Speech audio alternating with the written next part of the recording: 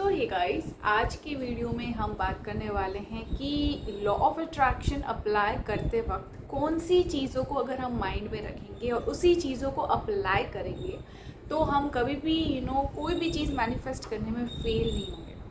और मैंने इनिशियली अपनी जर्नी में क्या सीखा, जब मैंने स्टार्टिंग में लॉ ऑफ अट्रैक्शन फॉलो करना अप्लाई करना शुरू किया, तब मैंने कौन सी चीज़ों को समझा जिसके बाद ही मुझे रिजल्ट्स मिले। उसके पहले मुझे कभी रिजल्ट्स नहीं मिले। मैंने भी बहुत सारे टेक्निक्स करी थी, बहुत सारे रिचुअल्स करे थे, मैंने बहुत कुछ प्रैक्टिस करना स्टार्ट किया था, स्टिल मुझे रिजल्ट्स नहीं मिल रहे थे।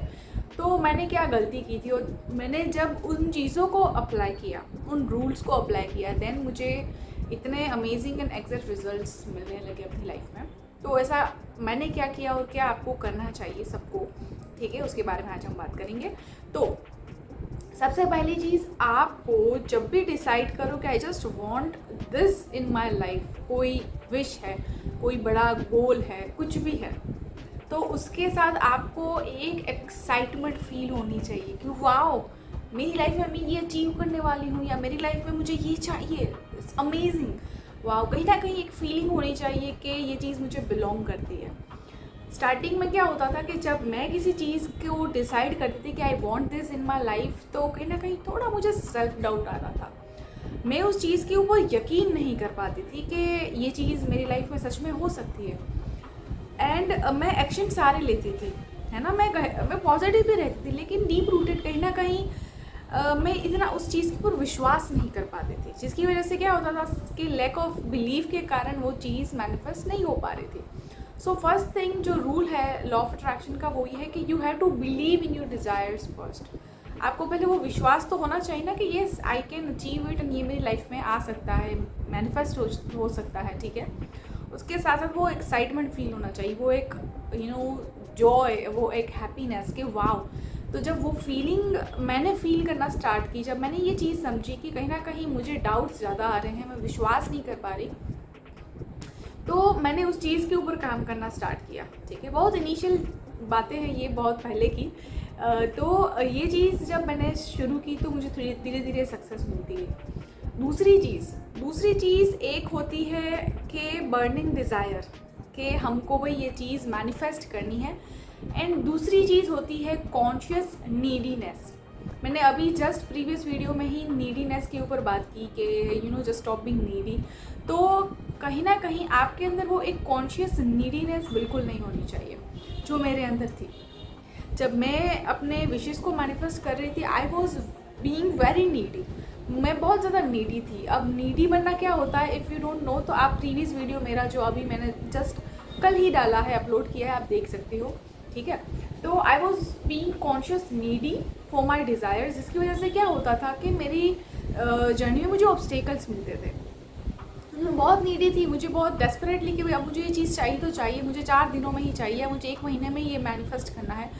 कहीं ना कहीं एक रिजिड एटीट्यूड जो नेगेटिव बनता जा रहा था, ऑब्सेशन हो रहा था, वो नहीं होना चाहिए।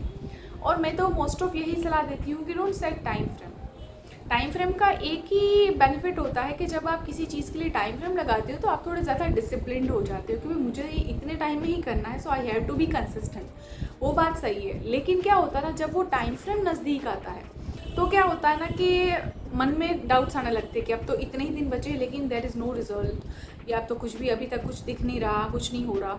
तो जैसे ही वो टाइम फ्रेम निकल जाता है या बहुत ज़्यादा पास होता है, तो हमारे अंदर नेगेटिव चीज़ें ज़्यादा, नेगेटिव डाउट्स और वो सब ज़्यादा चलने लग जाता है। इसलिए मैं तो यही रिकमेंड करती हूँ सबको कि टाइम फ्रेम डिसाइड कभी नहीं करना चाहिए। Just believe in your perfect time, कि वो कभी भी आ सकता है, डिवाइन टाइम। क्या पता आपने जो टाइम फ्रेम डिसाइड की उससे भी पहले आप मैनिफेस्ट कर सकते हो वो चीज़ को, तो क्यों हमको टाइम फ्रेम डिसाइड करनी, राइट। सो टाइम फ्रेम डिसाइड मत किया करो, बाकी सब तो ही हो। तो ये चीज़ भी मैंने यहाँ पे सीखी। एंड तीसरी चीज़ फॉरमोस्ट, वो है लेटिंग गो। जब तक आप अपने डिज़ायर्स को मतलब उसके लिए लेट गो नहीं करेंगे ना, तब तक आपका जो अटैचमेंट है अंदर, जो वो निकल नहीं पाएगा। एंड लास्ट चीज़ कि आपको अपने आप को डिटैच करना पड़ेगा, ठीक है। जैसे आप डिटैच करेंगे अपने आप को, क्योंकि जब तक आप अटैच रहेंगे ना अपने डिज़ायर्स के साथ, विशेस के साथ, तो उसके रिलेटेड जितने भी ऐसे अनवांटेड इमोशंस होंगे, डेस्परेशन, लैग, सब कुछ कहीं ना कहीं आपके माइंड में रहेगा। So you must forget about your desire. Yes, it's not about giving up, but just भूल जाइए.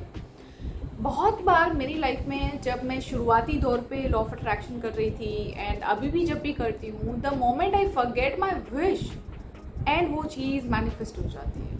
दिस इज़ द रियली, मतलब कभी भी वियर्ड लगता है पर this is how it works. चाहे वो कोई पर्सन हो, कुछ भी हो, जब भी मैं उसके बारे में सोचना बंद कर देती हूँ कॉन्शियसली, जब भी ऐसा होता है कि आई जस्ट जब बहुत ज़्यादा सोचते हैं तो कुछ भी नहीं होता, जैसे we just stop thinking about something and वो चीज़ हो जाती है. तो don't think too much and most of the time about your desires. हर वक्त हर बार बस अपने डिज़ायर्स के बारे में सोचा मत करिए. Just forget about it. आपने गोल रखा है, आपने उसके लिए एक्शन लिए हैं, सब कुछ सेट करके रखा है ना, अब वो करिए, लेकिन कॉन्शियसली उसके बारे में सोचना बंद कर दीजिए. कंटिन्यू सोचा ही करेंगे कैसे होगा, कब होगा, अब मुझे क्या करना है, ये क्या करना है. थोड़ा बहुत स्ट्रैटेजी है, थोड़ा बहुत प्लानिंग ठीक है कि हाँ मेरा ये गोल है, मुझे ये चीज़ करनी है, लेकिन कॉन्शियसली उसके बारे में ही थॉट्स आना, उसके बारे में ही सोचते रहना, जो ओवर थिंकिंग है, जो ऑब्सेशन है, वो नहीं होना चाहिए. So just forget about it. ठीक है, तो जब भी मैं ये चीज़ करती हूँ ना, the moment I forget and वो चीज़ हो जाती है. सो तब मुझे इतना मज़ा आ जाता है कि दिस इज़ द ईजीएस्ट वे. क्यों ये मुश्किल क्यों हो जाता है लोगों के लिए कि वो उसको भूल नहीं पाते. उल्टा this is the very easiest वे. आपको कुछ ज़्यादा करना नहीं है, bus stop thinking about that particular wish. And आप लाइफ में तो बहुत सारी विशेष होती ना, तो दूसरी चीज़ों के ऊपर आप ध्यान दीजिए. ठीक है, दूसरी कोई गोल्स को अचीव करने में अपने माइंड को डाइवर्ट करिए. So it's not that much difficult. ठीक है, तो इतने चीज़ों को अगर आप समझेंगे और अप्लाई करेंगे ना, देन डेफिनेटली आप कोई भी विश होगी वो बिल्कुल मैनिफेस्ट कर पाएंगे, बिल्कुल आपको सक्सेस मिलेगी उसमें. ठीक है, तो इन बेसिक रूल्स को आप अपनाइए और उसको फॉलो करिए, डेफिनेटली आपको सक्सेस मिलेगी. लॉ ऑफ अट्रैक्शन आपके फेवर में काम करेगा एंड बहुत जल्द आपको रिजल्ट्स भी मिलेंगे. तो बस फिलहाल यही था इस वीडियो में, एंड अगर आपको ये वीडियो अच्छा लगा होगा, हेल्पफुल लगा होगा, सो तब तक के लिए stay happy, stay blessed and good vibes to all.